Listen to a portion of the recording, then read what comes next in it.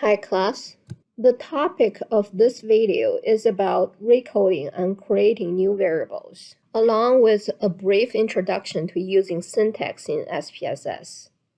Remember that I encouraged you to have a few negatively worded questions in the survey, especially when batteries of questions are used. Now we have learned that negatively worded questions are helpful not only for adding variations in question structures, but also for identifying response sets. Once you have checked and removed respondents who selected the same answers to all questions, including those that were negatively worded, the next task is to reverse code negatively worded questions. For example, in this data set, two items, question 4 and question 8, are part of a battery of 7 questions that measure a construct called informal social integration. The two questions need to be reverse coded because, as you can see here, question 4 reads, I find it difficult to get in touch with other students in my academic area. And question 8 is, I do not like to interact with my fellow students. Apparently, those two items are negatively worded, and the rest of the questions asking about the same construct, questions 5, 6, 7, 9, and 16, are positively worded. Therefore, answers to those two questions need to be reverse coded so that they can be consistent with other items in terms of the response direction. To reverse code questions 4 and 8, let's come to this place called transform and go to recode into different variables. Remember, when you need to do recoding or any other manipulation of variables, always keep your original variables. Let's start with question 4. Highlight question 4, click the arrow to bring it to the central panel. Since it's to be coded into a different variable, I need to give it a new name. Let's call it Q4R. And label it as question 4 reverse coded. Come to this button, old and new values. Click. For old value 5, change it to a new value 1. Remember to click add. For old value 4, change it to 2 and add. Old value 3 stays the same. Old value 2 is now 4. And old value 1 changes to 5. For all other values, copy them over to the new variable. Everything's ready. I can click continue. Now I click change and OK. Let's go back to the data file. In the variable view, at the bottom of the variable list, a new variable appeared with the name Q4R, which is the reverse-coded variable Q4. In order to make sure the recoding was completed correctly, it's important to compare the distributions of the old and new variables.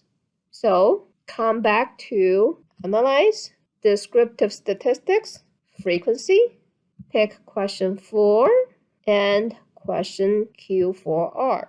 Go to Statistics and choose Minimum, Maximum, Mean, Mode, and Standard Deviation.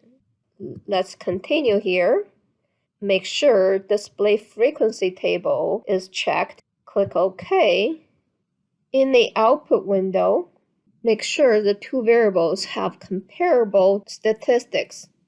Both variables should have the same standard deviation. The means and modes are different because the variable values are reversed. For the original variable, frequencies from 5 to 1 should be reversed in the distribution of the new variable. For example, the old value 1 has 192 observations, and the new value 5 should have the same number of frequency.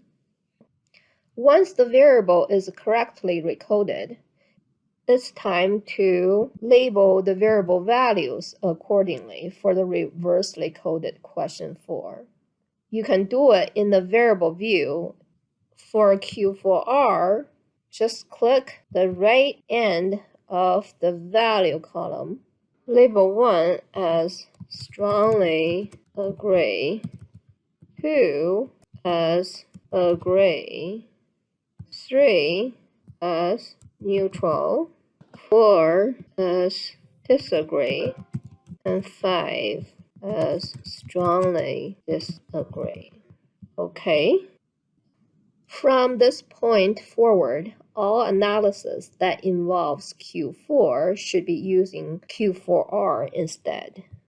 Question 4 was recoded using the SPSS drop-down menu.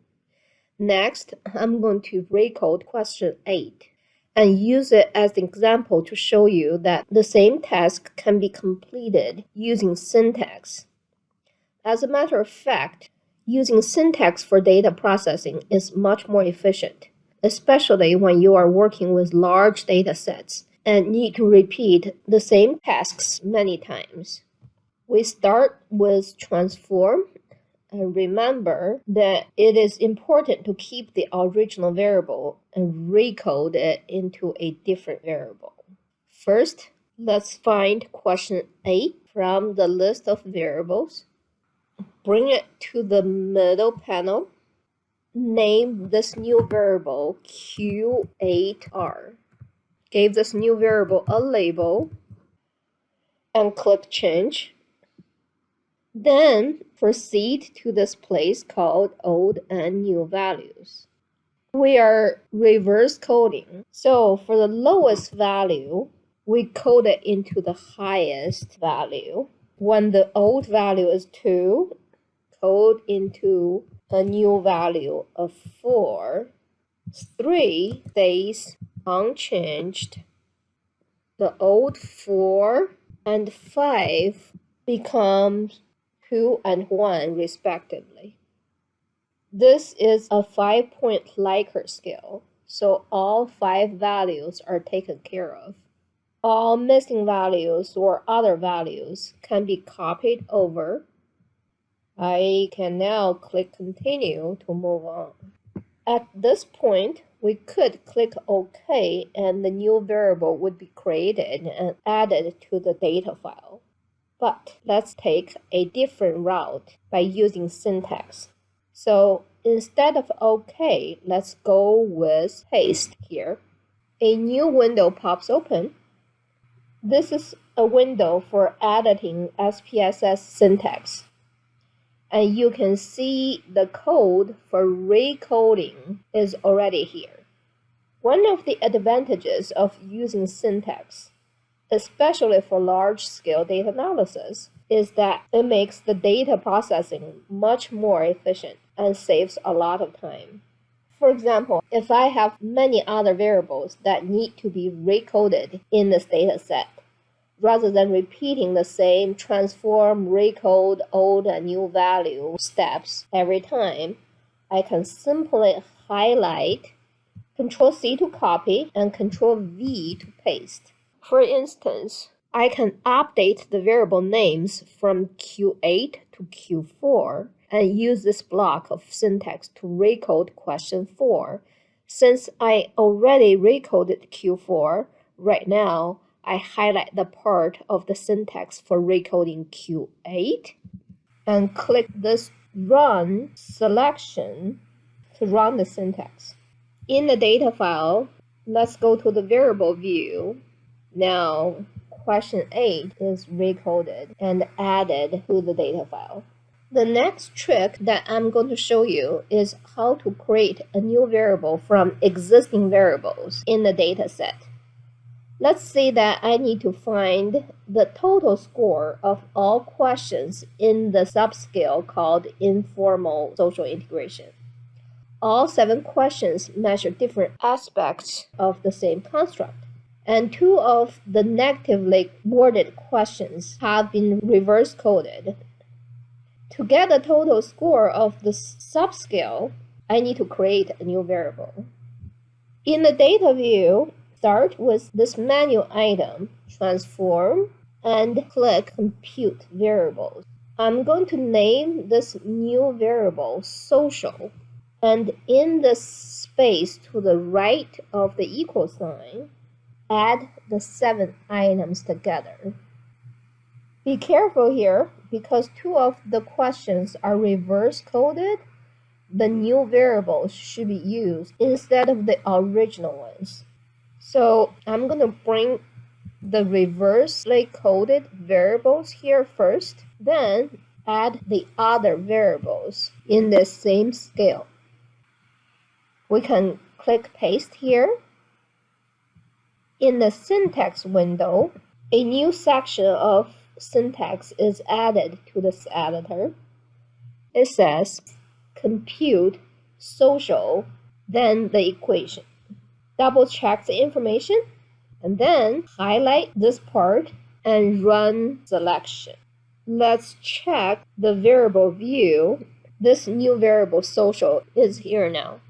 A word of caution here is that you can only create a summary index variable for questions that are measuring the same concept or dimension. So it's necessary to verify the unidimensionality of the items before adding them or averaging them to create an index variable. Factor analysis can be used to verify dimensionality, which is introduced in a separate video. Actually, the reverse coding can also be completed by computing a new variable. For both questions 4 and 8, the minimum value is 1 and the maximum is 5. I can do the reverse coding by computing another variable Q4R2, which equals 6 minus Q4. Let's create this variable and make sure it's in the data set and compare the frequency distribution of this variable with the first reverse-coded Q4R. You can see that in the descriptive statistics, both variables have exactly the same information and the same frequency distributions. There are several advantages with using syntax for data preparation and analysis. First, if you ever need to rerun a part of the analysis, all you need to do is to highlight that section of syntax and run it again. It's much easier than going through the drop-down menu to repeat steps. Second, if you need to use the same procedure for different variables, copy and paste the syntax and change the variable names accordingly. It saves time and makes it easier to check the accuracy. Finally, if you handle the data processing using syntax, the syntax file is actually a record of what has been done during data cleaning and preparation, which is really useful when you work with large survey data sets.